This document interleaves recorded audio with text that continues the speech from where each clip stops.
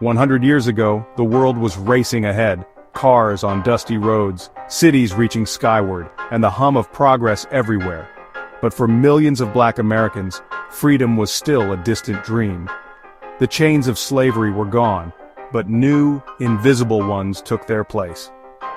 Jim Crow laws drew lines everywhere, on sidewalks, in schools, at water fountains, reminding Black families daily of their place. To be Black in 1925 meant learning to survive in a world built to keep you small, to carry silent suffering and quiet dreams. Elijah, a young boy in the Deep South, watched his parents work from dawn to dusk, teaching him resilience in the face of poverty and closed doors. Yet even in hardship there was strength, laughter, music, and community that refused to be broken. This is not just a story of pain, but of resistance, living, loving, and creating beauty in a world that tried to deny it. It's about promises kept to each other, to children, and to the future. The story of Elijah is the story of a people who held on, even when the world tried to push them down. Their hope was a quiet, stubborn act of defiance. Elijah's family lived in a sharecropper's shack, trapped in a cycle of debt that kept them tied to the land. The school for Black children was a single, crumbling room with hand-me-down books and lessons cut short by the demands of the fields. Sarah, dreaming of being a teacher, practiced her letters in stolen moments, her hope a quiet rebellion. Every trip to town was a lesson in humiliation, segregation signs everywhere, danger always near. Elijah learned to step off sidewalks, keep his eyes down, and never forget the threat of violence that hung in the air. Lynching was a word whispered in fear, a terror that could strike without warning, while the law looked away. Injustice was woven into daily life, 1,000 small cuts meant to wear down the spirit. Black families had only each other, their faith, and the strength to endure. Survival meant holding on to hope, even as the world tried to take it away. Yet life was not only sorrow. On Sundays, families dressed in their best and walked proudly to church, a sanctuary where they could be their true selves.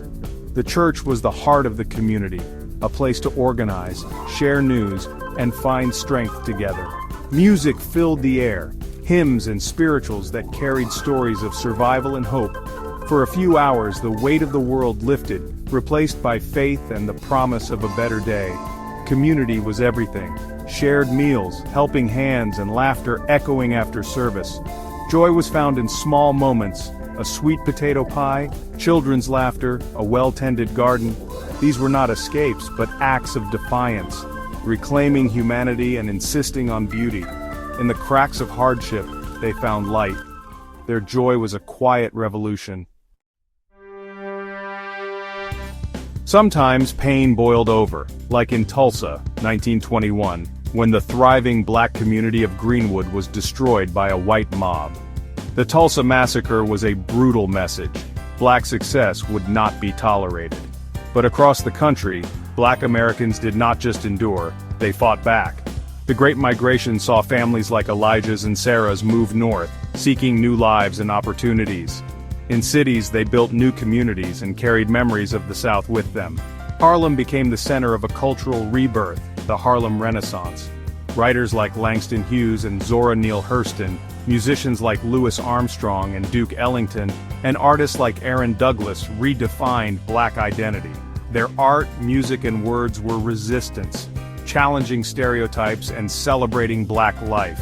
Jazz and blues captivated the nation, while murals told stories of struggle and hope. The Harlem Renaissance declared Black culture was not just surviving but thriving. Their legacy inspired generations to come. Elijah grew into a man, carrying the lessons of his childhood northward. He taught his children about the sharecropper's shack and the one-room schoolhouse, not to breed bitterness but to inspire gratitude and understanding. These stories are living history, passed down through families, a bridge from past to present. The fight for equality and justice continues, shaped by the struggles and resilience of those who came before. The signs are gone, but the echoes remain, systemic inequalities still to be dismantled.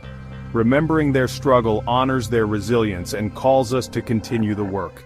History is not over, it lives within us, shaping who we are and what we believe is possible. The story of Black life a century ago is the story of America: pain, perseverance, and hope. Hope is a discipline, joy a form of resistance, and the journey toward justice is ongoing. The promise of freedom is one we must all work to fulfill, for everyone.